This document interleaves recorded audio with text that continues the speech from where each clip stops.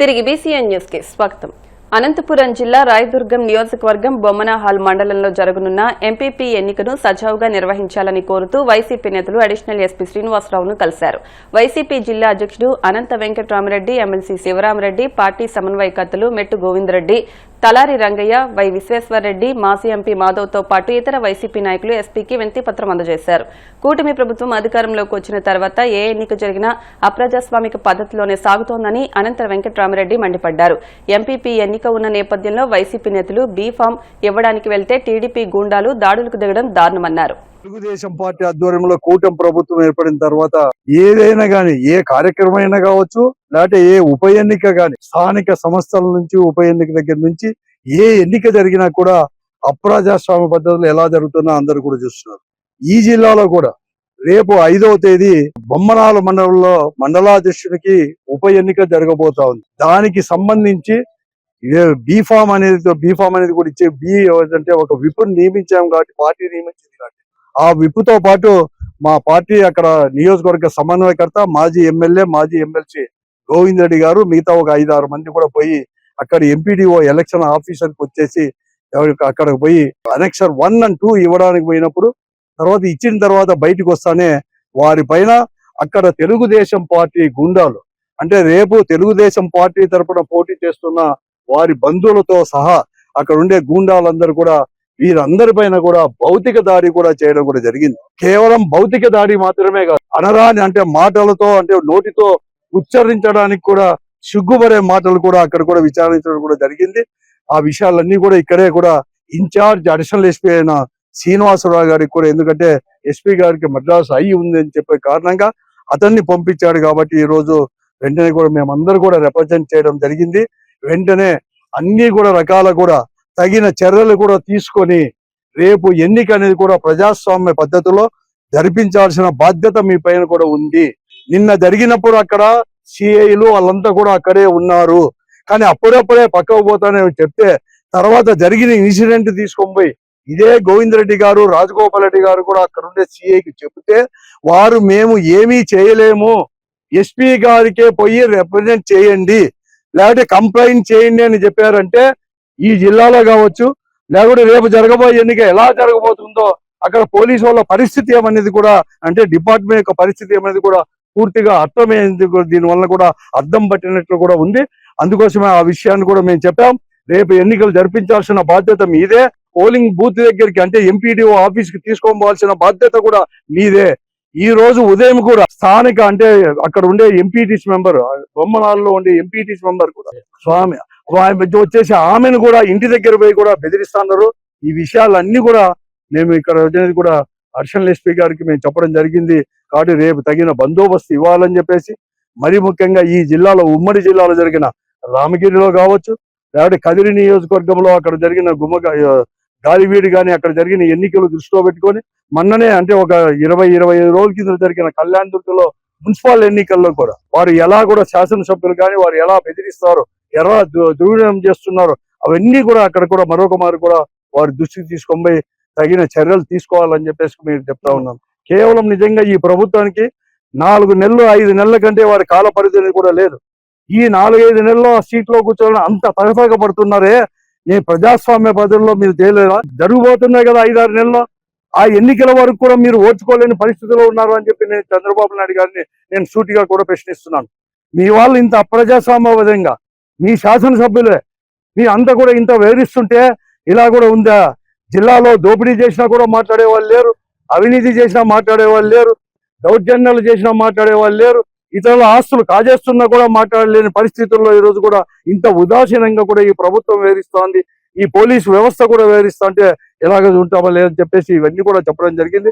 కాబట్టి ఇప్పటికైనా కానీ వెంటనే ఎస్పీ గారు అంతా కూడా స్పందించి వెంటనే కూడా రేపు తగిన బందోబస్తు కూడా ఇవ్వాలని చెప్పేసి, లేకుంటే మాత్రం ఇక్కడే వచ్చేసి కూడా మేము అందరూ కూడా కూర్చుంటామని చెప్పేసి కూడా ప్రభుత్వానికి మద్యం మత్తులో ఆటో నడుపుతూ పట్టుబడిన ఓ యువకుడు ట్రాఫిక్ పోలీసులను పాముతో బెదిరించాడు. తన ఆటోను ఇవ్వకుంటే పామును వదులుతానని హల్చల్ చేశాడు. హైదరాబాద్లోని పాతబస్తీలో ఈ ఘటన చోటు చేసుకుంది. చంద్రయాణగుట్ట చౌరస్తాలో డ్రంక్ అండ్ డ్రైవ్ తనిఖీలు చేపట్టిన ట్రాఫిక్ సిబ్బంది అటుగా వచ్చిన ఓ ఆటోను ఆపారు. ఆటో డ్రైవర్ను పరీక్షించగా మద్యం మత్తులో ఉన్నట్లు తేలింది. దీంతో అతడిపై కేసు నమోదు చేసి ఆటోను సీజ్ చేశారు. ఆటోలో ఉన్న తన సామాగ్రి తీసుకుంటానని వెళ్లిన డ్రైవర్ ఆటోలో నుంచి ఓ పామును తీసుకొచ్చి పోలీసులను బెదిరించాడు. ఆపై ఆటోను తీసుకుని అక్కడి నుంచి పరారయ్యాడు. ఆటో డ్రైవర్ను పట్టుకుని చట్టపరమైన చర్యలు తీసుకుంటామని పోలీసులు తెలిపారు.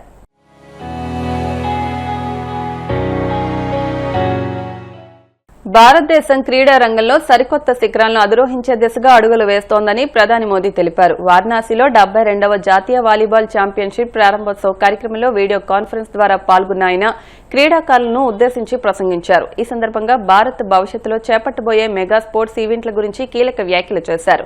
2036 ఒలింపిక్స్ క్రీడలకు ఆతిథ్యం ఇవ్వడమే లక్ష్యంగా భారత్ ముమ్మర ప్రయత్నాలు చేస్తోందని ప్రధాని వెల్లడించారు. ఈ ప్రతిష్టాత్మక ఈవెంట్ హక్కును దక్కించుకోవడానికి ఎక్కడా రాజీ పడకుండా కృషి చేస్తున్నామన్నారు. అలాగే 2030 కామన్వెల్త్ గేమ్స్ కూడా భారత్లోనే జరగనున్నాయని స్పష్టం చేశారు. काशी के सांसद के नाते आप सभी खिलाड़ियों का स्वागत और अभिनंदन करते हुए मुझे बहुत खुशी हो रही है। आज से काशी में नेशनल वॉलीबॉल चैंपियनशिप का शुभारंभ हो रहा है। आप सभी खिलाड़ी बहुत कड़ी मेहनत के बाद इस नेशनल टूर्नामेंट तक पहुंचे हैं। आपने जो मेहनत की है, आने वाले दिनों में काशी के मैदान पर उसकी परीक्षा होगी। वैसे मुझे बताया गया है कि देश के 28 राज्यों की टीमें यहां जुटी है, यानी आप सब एक भारत श्रेष्ठ भारत की बहुत सुंदर तस्वीर भी प्रस्तुत कर रहे हैं।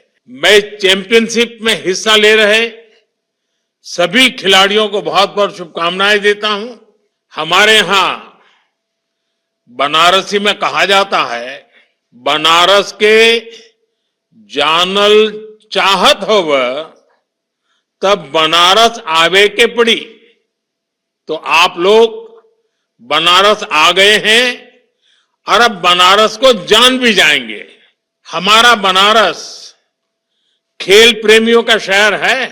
कुश्ती के अखाड़े, मुक्केबाजी, नौका दौड़, कबड्डी, ऐसे कई खेल यहां बहुत मशहूर है। बनारस ने कई खेलों के नेशनल खिलाड़ी भी दिए हैं। Banaras Hindu University, UP College, Kashi Vidyapith जैसे शिक्षा संस्थानों के खिलाड़ी राज्य और राष्ट्रीय स्तर पर छाए रहे हैं। और काशी तो हजारों वर्षों से उन सब का सत्कार करती आई है जो ज्ञान और कला की साधना के लिए यहां जाते हैं। और इसलिए मुझे विश्वास है, नेशनल वॉलीबॉल चैंपियनशिप के दौरान बनारस का जोश हाई हो रहेगा। आप सभी खिलाड़ियों को उत्साह बढ़ाने वाले दर्शक भी मिलेंगे और काशी की आतिथ्य परंपरा को जीने का अवसर भी मिलेगा। वॉलीबॉल एक साधारण स्पोर्ट नहीं है। नेट के इस पार और उस पार दोनों तरफ यह संतुलन का खेल है, यह सहयोग का खेल है और इस खेल में संकल्प शक्ति भी दिखती है। यानी बॉल को हर कीमत पर ऊपर ही उठाना है। वॉलीबॉल हमें टीम स्पिरिट से जोड़ती है। वॉलीबॉल के हर खिलाड़ी का मंत्र होता है टीम फर्स्ट। हर कोई भले ही अलग अलग स्किल्स का हो, लेकिन सभी प्लेयर्स अपनी टीम की जीत के लिए खेलते हैं। और मैं तो भारत की डेवलपमेंट स्टोरी और वॉलीबॉल में भी बहुत सी बातें कॉमन देखता हूं। वॉलीबॉल हमें सिखाती है कि कोई भी जीत अकेले नहीं होती। हमारी जीत हमारे कोऑर्डिनेशन, हमारे विश्वास और हमारी टीम की तत्परता पर निर्भर होती है।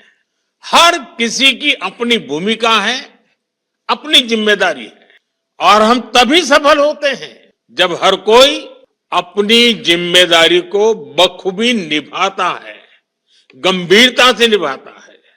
हमारा देश भी इसी तरह आगे बढ़ रहा है।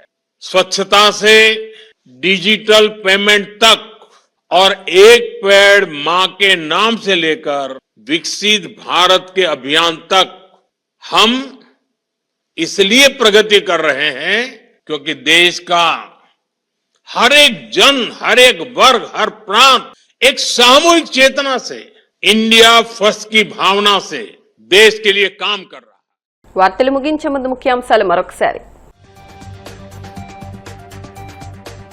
ఇటీవల గుండెపోటుతో కన్నుమూసిన టీడీపీ నేత పిన్నమనేని సాయిబాబా కుటుంబాన్ని పరామర్శించిన సీఎం చంద్రబాబు అన్ని విధాలా అండగా ఉంటామని హామీ.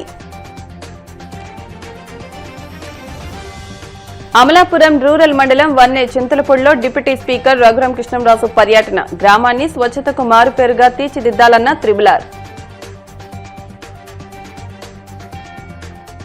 వాడపల్లి వెంకన్న ఆలయంలో ప్రత్యేక పూజలు. మంగళ వాయిద్యాల నడుమ శ్రీ స్వామి అమ్మవార్లకు మేలుకొలుపు సేవ, ఈశ్వరి లక్ష్మీ హోమం. వారణాసిలో 72వ జాతీయ వాలీబాల్ ఛాంపియన్షిప్. క్రీడాకారులను ఉద్దేశించి వర్చువల్ గా ప్రసంగించిన ప్రధాని మోదీ. ఈ వార్తలింతటితో సమాప్తం. మరిన్ని వార్తల కోసం BCN digital YouTube channel, Facebook page ను ఫాలో అవ్వండి. అప్డేట్ వార్తల కోసం ప్లీజ్ సబ్స్క్రైబ్.